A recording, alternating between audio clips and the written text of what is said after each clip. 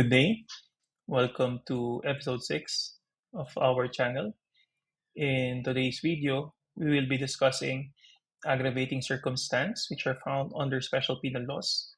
These are actually a part of the syllabus for in criminal law for the 2026 bar exams. Actually, the video was or the topic in this video was a request from a former student asking me to discuss all the aggravating circumstances. But let us first tackle these three special penal laws and one illustrative case, particularly the case of Masangkay versus People, an August 23, 2023 case where Section 6 of RA 10175 was actually applied.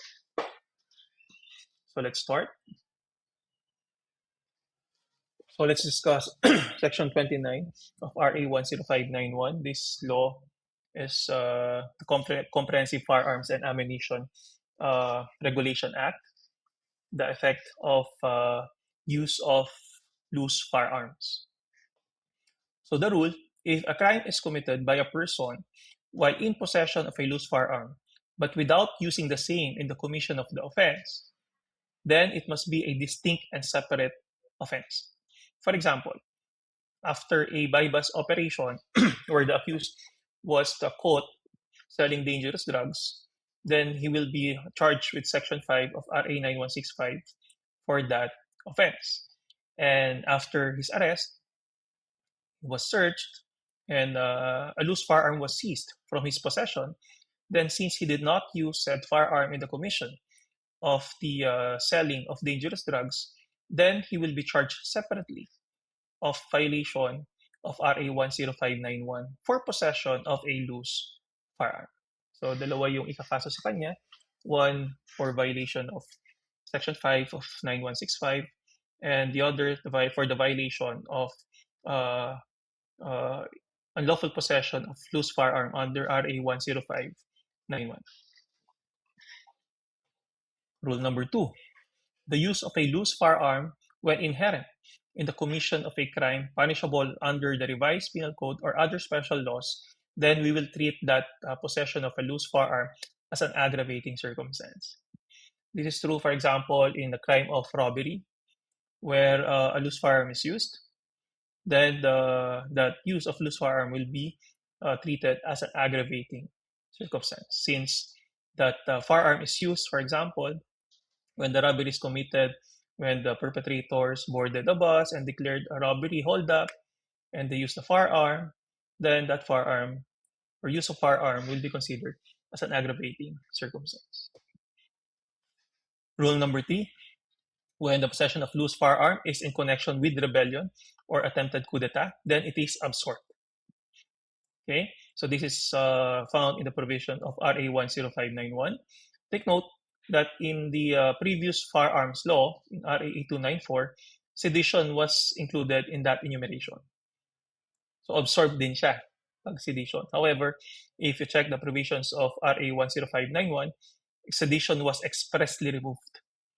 And some authors, textbook authors, said that the reason behind this was that the possession of a loose firearm is not an indispensable means to commit sedition. So hindi siya absorb kapag sedition, pero absorb siya kapag rebellion or attempted coup d'etat. Rule number 4. The maximum penalty of a crime with the use of loose firearm is lower than the penalty for illegal possession of firearm.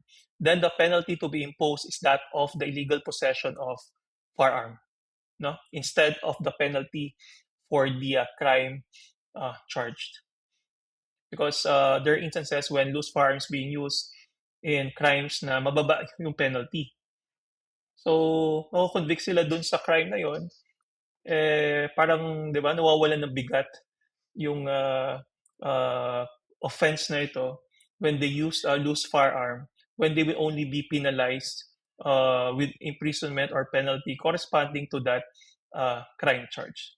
So, to fix that, the rule now is, kapag mas mababa yung penalty ng crime charged compared to the penalty for the possession of loose firearm, then it is the penalty for the illegal possession of firearm, which shall be imposed. What if they are similar, meaning the maximum penalty for the crime of use of loose firearm is equal to the penalty for the illegal possession of firearm? Then, ang mangyayari, a penalty of prisión mayor in its minimum shall be imposed in addition to the penalty for the crime punishable under the revised penal code or special laws. So that's the effect. So that's it for 10591. Let's go to Section 25 of RA 9165. The rule here states that, or the law states that, notwithstanding the provisions of any law to the contrary, a positive finding for the use of dangerous drugs shall be a qualifying aggravating circumstance in the commission of a crime by an offender, and the application of the penalty provided for in the revised penal code shall be applicable. So here, the penalty will be imposed in its maximum, okay, regardless of the presence of mitigating circumstance. However, yun nga, some authors said that it should be special aggravating circumstance instead of qualifying aggravating circumstance. Kasi same penalty pa rin naman, only that it will be imposed in its maximum. So that's the effect of a special aggravating circumstance. But since if you will answer in the exam, then you might as well base it on Section 25, and Section 25 used the term qualifying aggravating circumstance. And lastly, Section 6 of Republic Act number 10175, or the Cybercrime Prevention Act, it is stated there that all crimes defined and penalized by the revised penal code as amended and special laws, if committed by, through, and with the use of information and communications technologies, shall be covered by the relevant provisions of this act, provided that the penalty to be imposed shall be 1 degree higher than that provided for the revised penal code and special laws, as the case may be.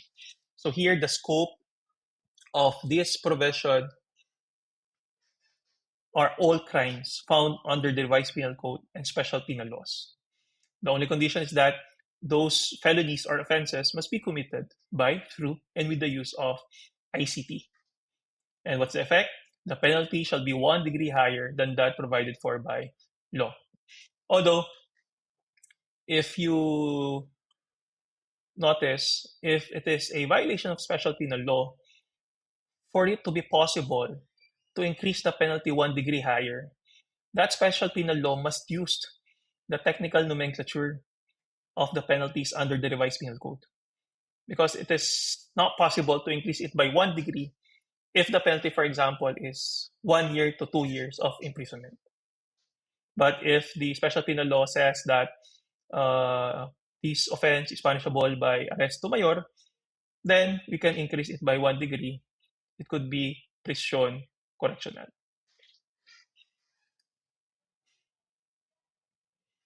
To illustrate how Section 6 of RA 10175 is used in a real case, we will be discussing the case of Masangkay versus People, GR number 261156, August 23, 2023.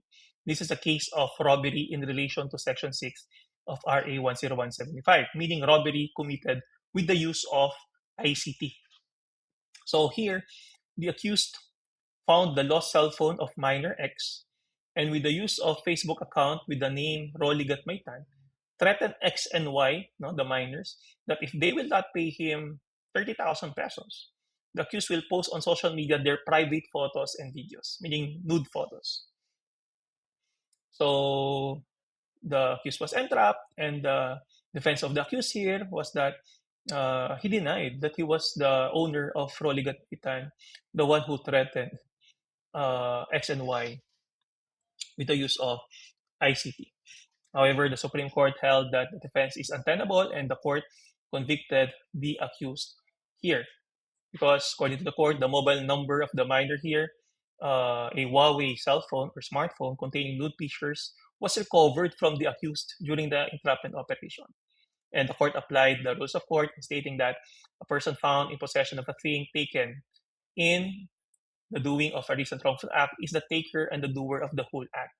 Thus, here the accused unexplained possession of the cell phone of the minor gives credence to the fact that he was Roligat Maitan who extorted money from the minors. So here, the robbery was committed through ICT because it was made through messages, a mobile phone, and with the use of Facebook account with the name Roligat Maitan. Then the court convicted the accused with robbery in relation to Section 6 of RA 10175.